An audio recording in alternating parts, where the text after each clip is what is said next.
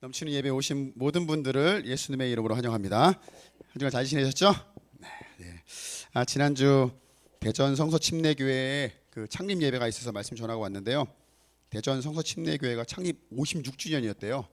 그러니까 저희 교회랑 딱 한 50년 차이 나는 그런 교회였는데요. 대학원 다닐 때 같이 공부하던 후배 목사님이 작년에 이제 그 교회에 담임 목사로 천빙을 받아가지고 이제 가셨어요. 그래서 새로운 목사님이 오셨다고 이렇게 사람들이 되게 이렇게 좋아해 주셨나 봐요. 그래서 젊은 성도들도 막 모이고 뭐 아이들도 많아지고 그래서 교회가 되게 옛날 교회였는데 가보니까 많이 밝아지고 교회가 젊어졌더라고요.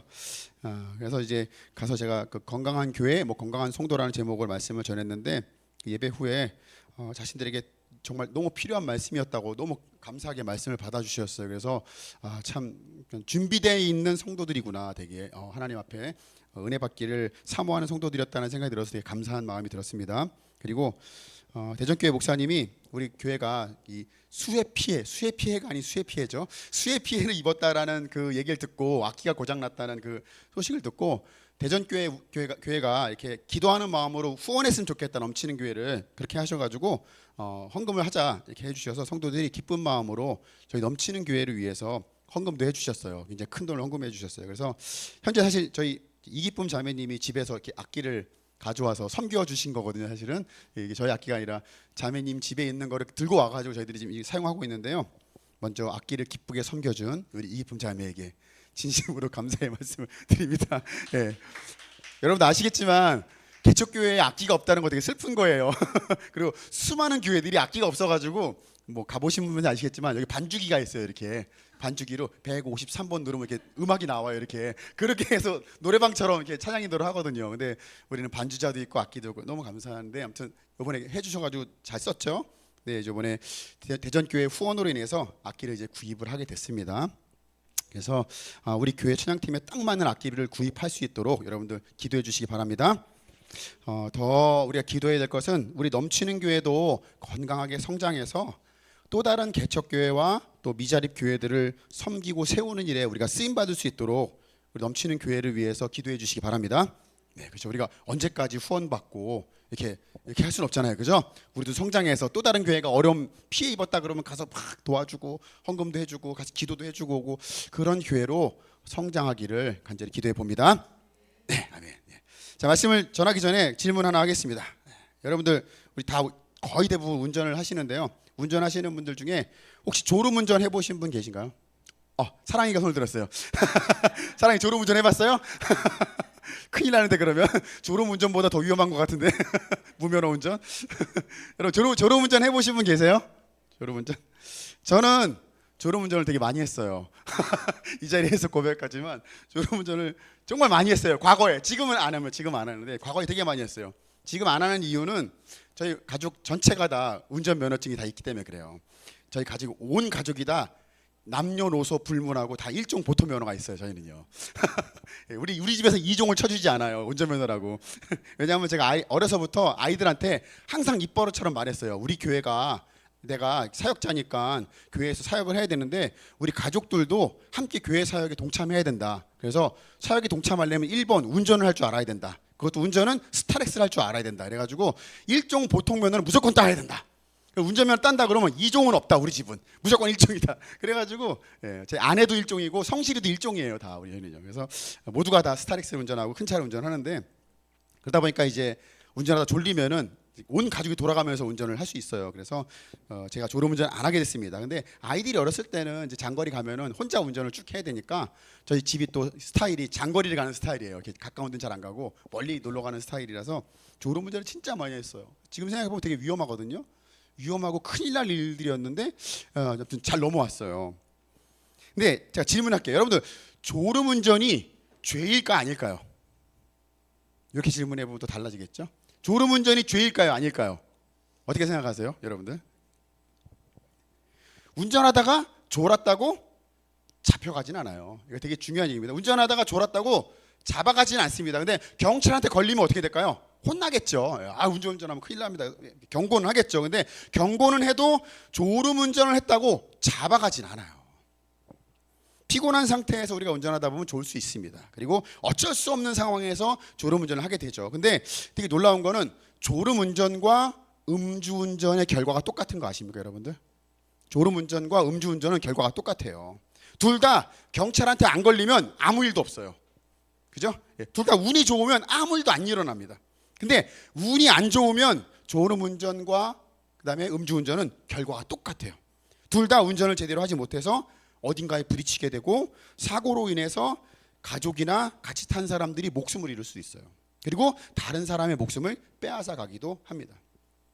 이 운전한 사람이 막 착한 사람이고 성실하고 뭐 좋은 아빠고 훌륭한 아들 딸이고 회사에서 모범이 되고 뭐 심지어 목사라 할지라도 졸음 운전을 하면요, 음주운전이랑 똑같이 나와 함께한 모두를 위험하게 만들고 또 누군가의 목숨을 빼앗는 끔찍한 결과는 똑같이 경험하게 돼요. 그래서 사실 졸음운전을 안 하려면 잠이 올 때 차를 멈춰놓고 뭐 해야 돼요? 휴식을 취해야 돼요. 이건 당연한 거예요. 그래서 휴식하면서 커피 한 잔 마시고 음료수 마시고 운동을 하는 게 귀찮아 보이고 어리석어 보여도 뭐 해야 돼요? 반드시 해야 할 일이에요. 그죠? 예배 시간에도 졸리면은 귀찮아 보여도 음료수도 먹고, 그죠? 이렇게 잠을 깨는 걸 반드시 해야 돼요. 귀찮아 보여도. 혹시 내가 술을 마셨으면 대리운전을 부르거나 대중교통을 이용해야 돼요. 그것이 귀찮아 보이고 뭔가 어리석어 보여도 이걸 지켜야 나도 살고 남도 살릴 수 있어요. 근데 어떤 사람들은 귀찮다는 핑계로 그렇게 하는 게 되게 고리타분하고 어리석어 보인다라는 생각에 당연히 지켜야 할 것들을 지키지 않는 사람들이 있어요, 우리 주변에. 당당하게 졸음운전을 하고 당당하게 음주운전을 하는 사람들이 있어요. 그리고 한술 더 떠가지고 과속하고 뭐 음주운전 해놓고 졸음운전 해놓고선 나는 베테랑이라서 사고가 안 나. 나 이렇게 해도 한 번도 걸린 적이 없어. 막 자랑스럽게 말하는 사람들이 또 있어요. 그리고 원칙을 지키지 않는 그 자신이 되게 지혜로운 사람인 것처럼 행동해요. 그리고 원칙을 지키지 않는 사람들은 뭔가 어리석어 보이고 미련해 보이고 고리타분한 한심한 인간들이라고 비하해요. 또 막 자기는 되게 지혜롭고 요리조리 빠져나갔기 때문에 안 걸렸기 때문에 훌륭한 사람이라고 자랑스러워합니다. 근데 이런 일들이 신앙생활에도 일어난다는 거예요. 세상적인 눈으로 보기에 되게 미련해 보이고 어리석어 보이고 손해보는 것 같아서 우리가 지키지 않는 것들이 있어요. 신앙생활 할 때 반드시 해야 되는데 뭔가 어리석어 보이는 것 같아. 저거 하고 있으면 좀 미련해 보여. 그래서 안 지키는 게 있어요. 뭐가 있을까요? 여러분들 제일 먼저 떠오르는 게 있죠. 저 이거 하면서 너무 찔려가지고 막 내가 이걸 잘 전할 수 있을까? 나도 이걸 잘 못해서 막 찔리더라고요. 우리가 지키지 않는 거 뭐가 있어요? 기도하는 시간을 안 지켜요. 바쁜 일상 가운데 시간을 정해놓고 기도하는 거는 세상 사람들이 볼 때, 세상적인 눈으로 볼 때 어리석은 일이에요. 그리고 육체적으로 피곤하고 손해보는 일이에요. 그 시간에 더 한숨 잠이라도 자지. 그래서 잘 지키지 않아요. 오늘 내가 너무 수고했고 바빴기 때문에 오늘 하루 기도는 좀 넘어가지 뭐까짓 거. 이걸 꼭 한다고 뭐 그냥 저기 하나. 그 미련한 사람들이야. 그렇게 꼭 지키는 거는 유도리 있게 신앙생활 해야지. 그래서 안 지키죠. 또 뭐가 있을까요? 말씀 묵상하는 거죠. 저는 막 이걸 하면서도 너무 당연한 건데 제가 다 못 지키는 걸 하고 있는 거여서 이거 너무 힘들다. 시간 날 때마다 다른 사람 인스타 스토리에 막 그거 보고 좋아요 누르고 유튜브 영상 보고 쇼츠 영상 보는 건 너무 당연해. 그거 너무 즐거워. 오늘 하루 수고한 내 영혼의 안식을 위해서 SNS 확인하는 일은 막 반드시 해야 될 일이에요. 이거 SNS 안 하면 막 뭔가 막 감정이 막 힘들어져. 내가 막 하루에 반드시 해야 될 일을 안 한 것 같아. 막 불안해. 그죠? 근데 내 영혼의 진정한 안식을 위해서 말씀 묵상하는 일은 이상하게 귀찮은 일인 거예요. 귀찮아. 미련한 일이야. SNS 스토리 안 봐도 돼요. 그거 굳이 이렇게 막 넘겨도 되는 건데 그거는 길을 쓰고 봐야 돼요. 나하고 상관없는 사람들인데 그 사람들이 영상 다 봐야 돼요. 그거를 왜 보는지 모르겠어. 쇼츠 재미도 없는 건데 계속 봐요. 근데 성경 말씀 피는 건 그렇게 힘들어요. 막 찔려 죽겠다 내가. 내 영혼의 안식을 위해서 말씀 묵상하는 건 그렇게 귀찮아. 시간 낭비야. 잘 지키지 않습니다. 또 뭐가 있을까요? 심화 과정으로 들어가 볼까요? 전도하고 교회에서 섬기는 일이에요. 피곤한 주일에 믿지 않은 영혼들을 교회로 초청하는 일은 정말 귀찮은 일이에요. 지난 한 주에 안 나왔어. 어떻게 되지 궁금해가지고 연락하고 같이 기도 제목을 물어보고 혹시 문제가 있는지 막 연락하고 하는 이런 것들은 너무 귀찮은 일이에요. 내 몸 하나 교회 가는 것도 힘들어 죽겠는데 주중에 믿지 않은 사람들에게 연락하고 새로운 영혼이 예배에 나오도록 약속 잡는 일은 너무 미련한 일이에요. 돈이 되는 일도 아닌데 한 영혼 데리고 온 목사님이 두당 10만 원씩 주면은 그건 좀 해볼 만할 것 같아, 그죠? 용돈벌이가 되니까. 근데 그런 게 없는데 내가 무슨 그런 걸 하나? 너무 귀찮은 일이에요. 새로운 영혼에게 아침에 연락해서 출발했는지 안 했는지 확인해보고 바깥에 나가서 주차 자리를 확인해보고 너무 귀찮은 일인 거죠. 그리고 그런 일들을 막 열심히 하려고 하면 우리 안에서 정말 평상시에는 전혀 하지 않았는데 이성적인 생각이 딱 떠올라요. 우리가 쇼핑을 하고 놀 때는 이성적이지 않아요. 합리적이지 않은데 이런 거 열심히 하면 꼭 이성적인 생각이 나요. 합리적이고. 야, 유별나게 신앙생활 할 필요 있냐? 주일 예배 드리는 것만으로도 넌 최선을 다한 거야. 전도하고 교회 섬기는 일 남들도 다 안 해. 너만 왜 미련하게 그거 하려고 그래? 굳이 아침에 일찍 가가지고 왜 그걸 하려고 그래? 그리고 개척교회 말고 큰 교회 다녀. 큰 교회. 개척교회 가지 마. 큰 교회 가면 다른 사람들이 열심히 다 섬기고 있어가지고 너 아무것도 안 해도 돼. 그냥 적당히 유도리 있게 신앙생활해 라는 생각이 머릿속에 막 들어요. 우리 넘치는 교회는 그런 사람이 하나도 없는 줄로 믿습니다. 표정이 나는 전혀 그런 사람이 아니에요 이런 표정이어서 제가 말할 수 있어요. 아무도 없죠, 그죠? 네. 제가 개척교회 목사라고 말하면요 사람들이 말해요. 목사님 개척교회 너무 힘들지 않아요?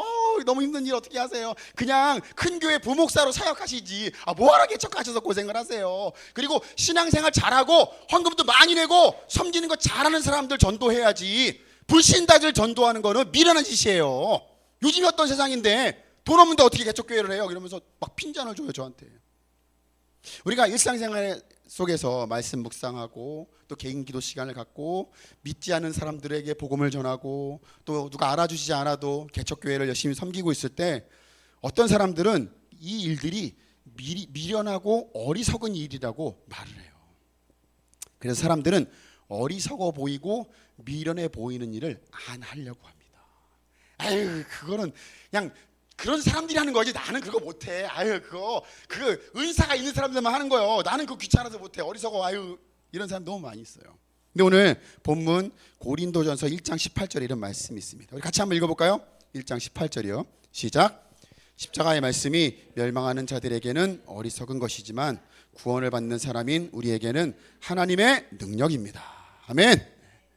이 말씀을요 원래 헬라어 원문을 찾아보면은 멸망이라는 단어와 구원이라는 단어가 현재 분사형으로 쓰여 있대요 문법적으로. 그러니까 이 부분을 문법적으로 다시 의역해 보면은 십자가의 말씀이 지금 멸망하고 있는 자들에게는 어리석어 보이고 지금 구원을 받고 있는 우리에게는 하나님의 능력입니다라는 말씀이 돼요. 그러니까 십자가의 말씀을 어리석게 여기고 있는 사람들은 어떤 사람들이라는 거예요? 지금 멸망하고 있는 거예요. 그 영혼이 지금 멸망하고 있는 거예요. 여기서 이 멸망이라는 단어가 뜻이 어떤 뜻이냐면은 파괴되다 또는 식물이 말라 죽다라는 뜻이 있대요. 이 뜻에. 그러니까 영혼이 파괴돼서 식물이 말라가듯이 현재 영혼이 말라서 죽어가고 있는 사람에게는 십자가의 말씀이 어리석게 보인다는 거예요. 하나님 앞에 믿음으로 살아가는 신앙생활이 어리석게 보인다는 겁니다.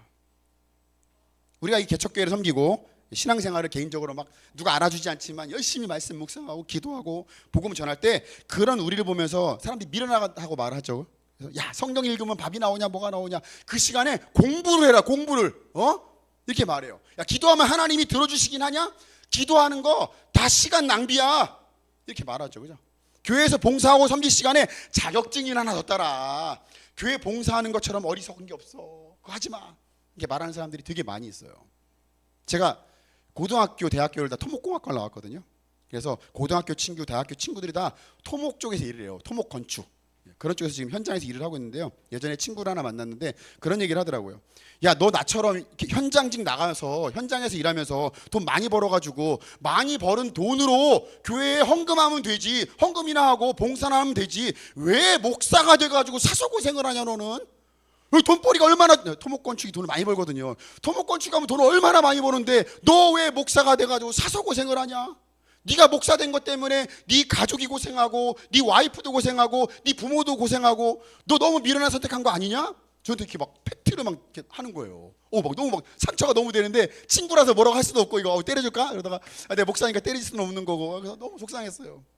그러니까 그들이 보기에 개척교회를 섬기고 믿지 않은 영혼들에게 하나님의 말씀을 가르치는 일은 미련하고 어리석은 일이에요. 여러분, 세상 사람들이 우리 그리스도인들을 보면서 왜 미련하다고 하는 줄 아십니까? 오늘 성경에 말하고 있어요. 현재 그 영혼이 말라서 죽어가고 있기 때문에 그래요. 마치 식물이 수분을 공급받지, 하늘에서 수분을 공급받지 않으면 메말라 가잖아요. 그런 것처럼 그들도 하나님으로부터 영의 양식을 공급받지 않기 때문에 그들의 영혼은 매일매일 조금씩 메말라가고 있는 중입니다. 그래서 멸망의 길로 가는 사람들은 하나님을 알지 못하기 때문에 돈을 많이 벌고 또 성공해서 사람들한테 박수를 받고 사람들 사이에서 특별한 존재가 되는 사람이 지혜로운 사람이라고 막 생각해요. 성공하는 사람이 지혜로운 사람이야. 돈 많이 벌면 지혜로운 사람이야. 나머지는 다 필요 없어 라고 말을 하고 그렇게 믿고 평생을 살아가요. 그리고 하나님 말씀에 순종해서 주일학교를 섬기고 중고등부를 섬기고 믿지 않은 영혼들을 섬기는 그 일은, 그렇게 하는 사람은 어리석고 미련한 사람이라고 그래요. 아이고, 그 시간에 자격증이나 하나 더 따지, 아유 교회 가가지고 한심하다 한심해, 이렇게 평가를 해요. 그러나 오늘 본문에서 사도 바울이 이렇게 말하죠. 현재 구원을 받고 있는 우리에게 십자가의 말씀은 뭐라고 그래요? 하나님의 능력이다. 왜냐하면 십자가의 말씀을 붙들고 그 말씀에 순종할 때 우리는 하나님의 자녀로서 성화되어 거룩한 삶을 살 수 있기 때문에 그런 거예요. 그러니까 목표점이 달라요. 성공해서 돈을 많이 벌어서 박수 받는 쪽으로 가느냐, 거룩한 삶을 사느냐, 이 목표가 다른 거예요. 우리가 예수를 믿고 구원을 받으면 곧바로 우리가 거룩한 사람이 되는 게 아니에요. 구원으로 의롭게 여겨져서 이신칭 의인을 했지만 우리의 육신은 여전히 죄의 종로로 타며 악한 마귀의 지배 아래에 있기 때문에 우리가 하나님의 자녀로 능력 있게 살기 위해서는 십자가의 말씀을 붙들고 그 말씀에 순종하는 삶을 살아야 됩니다. 그럴 때 그 십자가의 말씀이 능력이 되어서 내 안에 있는 뭘 보게 해요? 악한 생각을 보게 하는 거예요. 하나님이 기뻐하시는 선택을 하도록 나를 이끌어 주시는 거예요. 성령의 열매를 맺도록 말씀이 역사하신다는 거예요. 여러분, 세상에서 가장 큰 기적이 뭔 줄 아세요? 성공하고 큰 돈 버는 게 기적이 아니에요. 가장 큰 기적은 내가 변하는 게 기적이에요. 내가 원래 어그러져 있는 내 모습이 하나님 앞에 거룩한 모습으로, 창조의 원래의 모습으로 변화되는 게 가장 큰 기적이라고 저는 믿습니다. 사실 근데 이거는 우리가 바라는 바가 아니에요. 나는 좀 삐뚤어지고 어그러져도 성공하고 싶어, 돈 많이 벌고 싶고 좋은 차 타고 싶어. 사실 우리 안에 욕심이 있는 거죠. 이게 죄의 욕심인 거죠. 죄의 열매. 여러분, 우리 모두는 다 자기 객관화가 되어 있지 않아요. 그래서 자신의 문제가 뭔지 잘 모릅니다. 내가 인생을 오래 살았기 때문에 인생을 살면서 자기 객관화가 쫙 돼가지고 내 자신 잘못이 뭐고 나한테 문제가 뭔지 아는 사람들은 거의 없어요. 사실은 자기 자신의 잘못이 뭔지를 잘 모른다기보다 사람들이 옆에서 우리에게 너한테는 그게 문제야라고 수도 없이 말해줬어요. 사실은, 그죠? 수도 없이 나한테 설명했어요, 친한 사람들이. 근데 자기 객관화가 되어 있지 않아가지고 내가 인정하지 않았어요. 그렇게 살아왔어요. 여러분들 인정하세요? 네.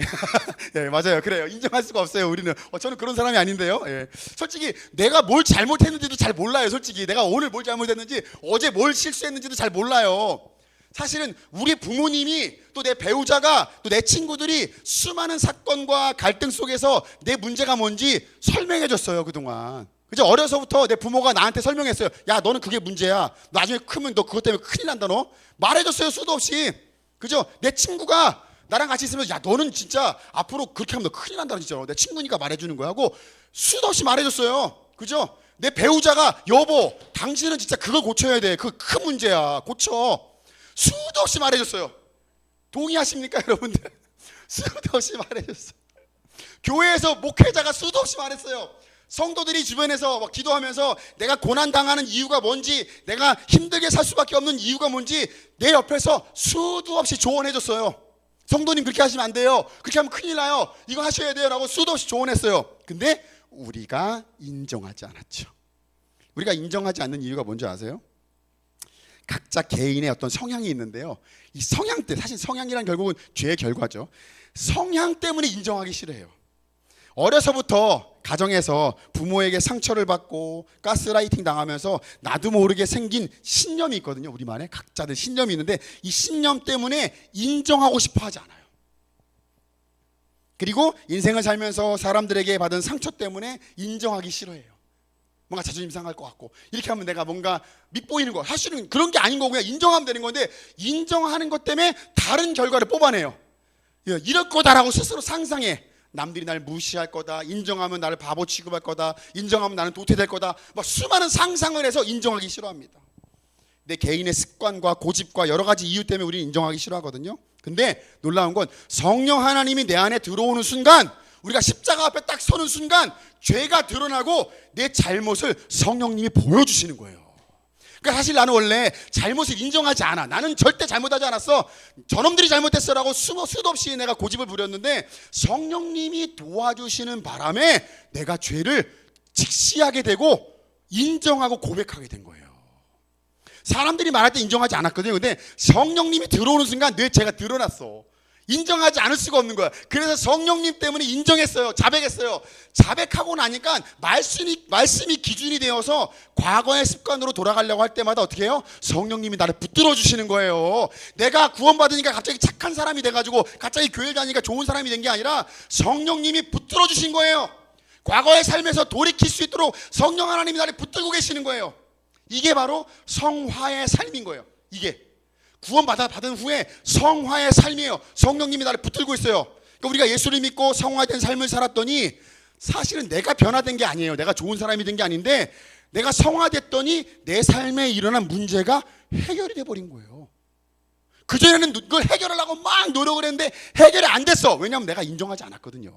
그것 때문에 문제가 일어난 게 많은데 해결이 안 됐어. 근데 내가 인정하고 성화된 삶을 살았더니 문제가 해결이 되는 거예요. 갑자기 갈등이 사라졌어요. 나는 그냥 웃은 것뿐이 없는데 갈등이 사라졌어. 저 사람이 갑자기 나한테 친절하게 돼.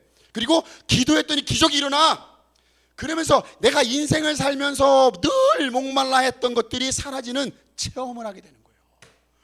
야, 이거 내가 되게 목마르고 하고 싶었는데 예수 믿었더니 이게 된 거야. 그냥 너무 감사한 거예요. 그리고 돈과 사람으로 채울 수 없었던 참 기쁨과 평안이 내 안에 가득해지는 거예요.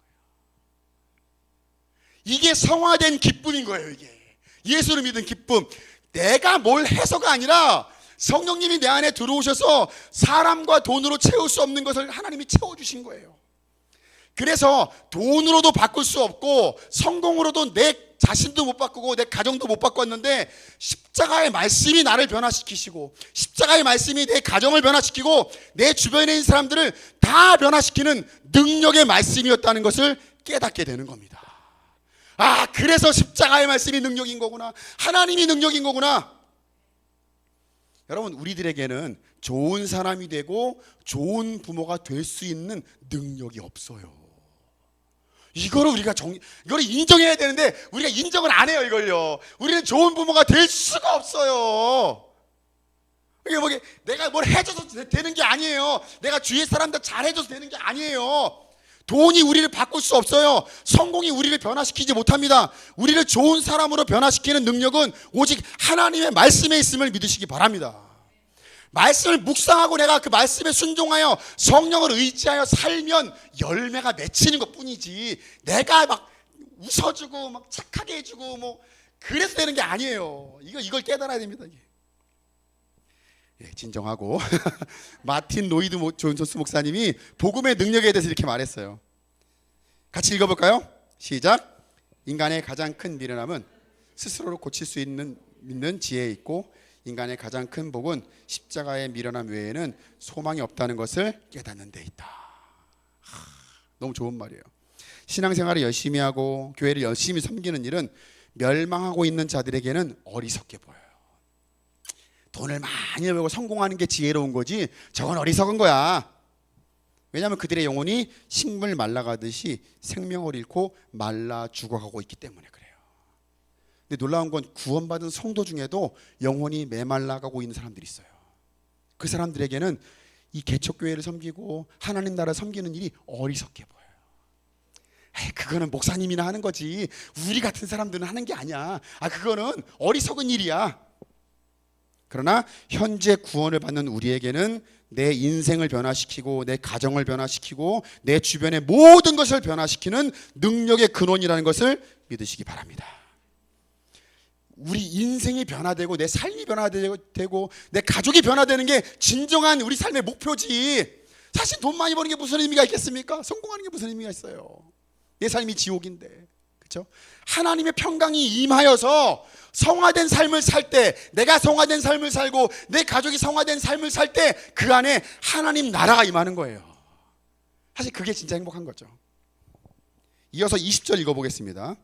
시작. 현자가 어디에 있습니까? 학자가 어디에 있습니까? 이 세상의 변론가가 어디에 있습니까? 하나님께서는 이 세상의 지혜를 어리석게 하신 것이 아닙니까?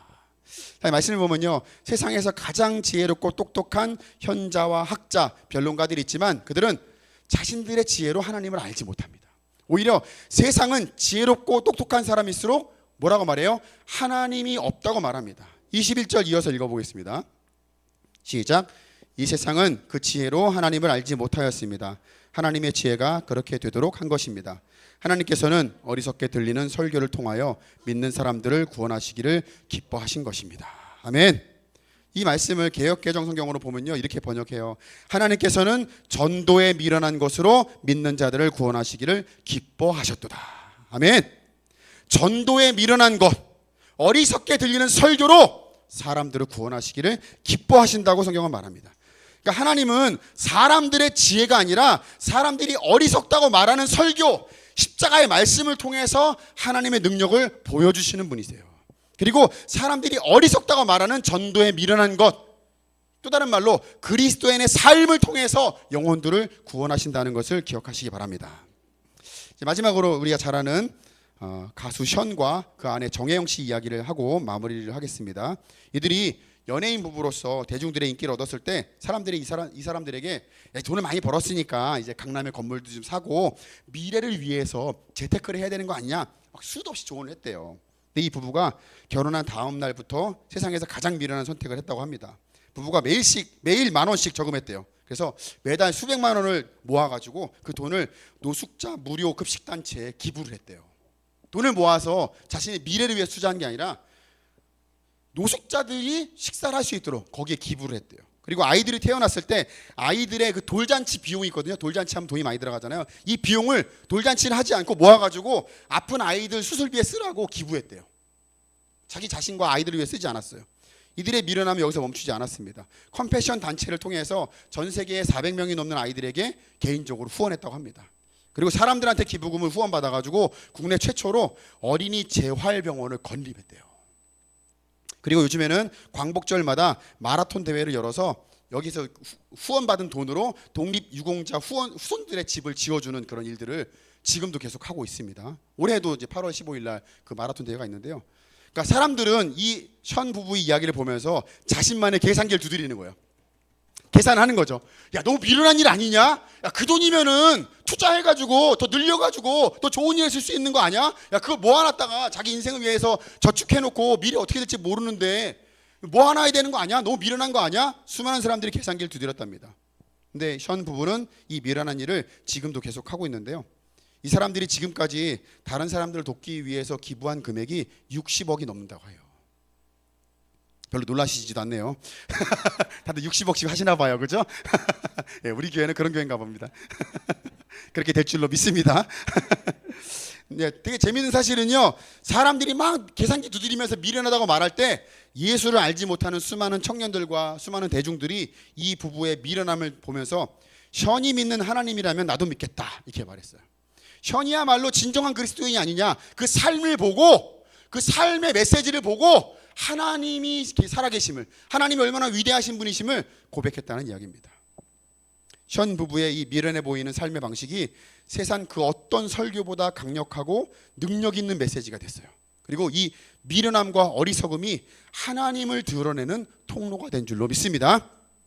존 파이퍼 목사님이 십자가의 미련함에 대해서 이렇게 말했어요. 하나님이 전도에 미련한 방법을 쓰시는 이유는 구원의 능력이 전하는 사람의 똑똑함에 있지 않고 오직 십자가에 못 박힌 예수 그리스도의 능력에 있음을 드러내기 위함이다. 그러니까 나의 지혜와 똑똑함으로 하나님이 드러나는 게 아니라는 거예요.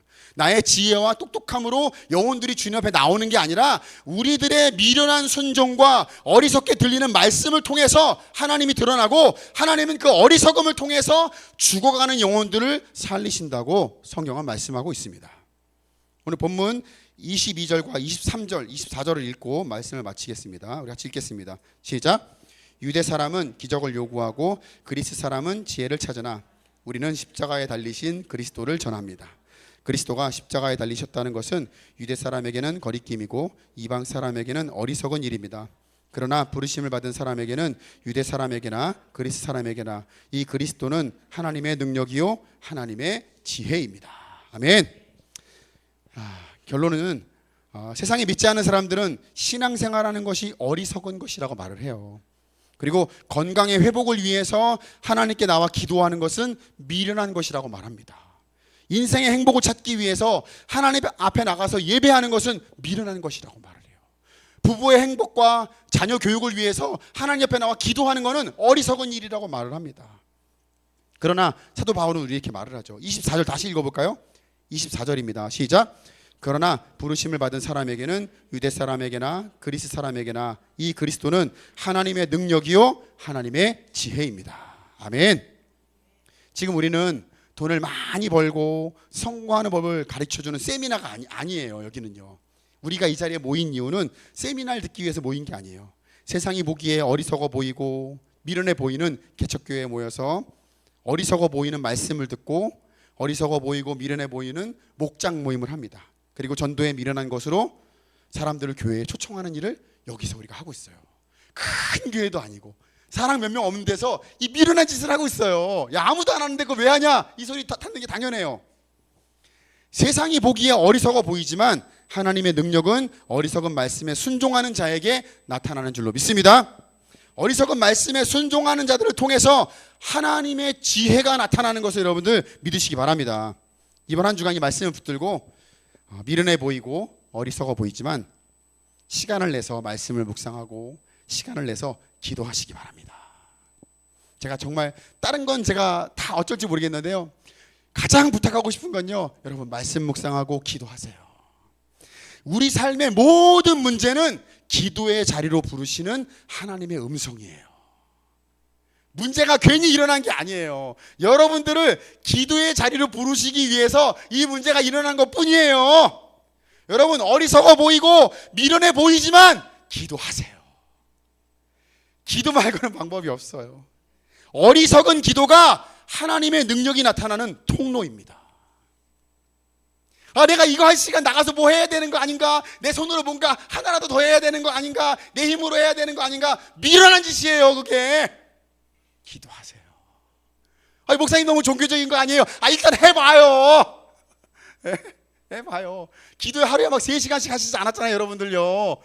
막 기도원 들어가가지고 막 3박 4일씩 막 금식하고 막 20일씩 금식하고 40일씩 금식하고 오지 않았잖아요. 그러면 기도하세요.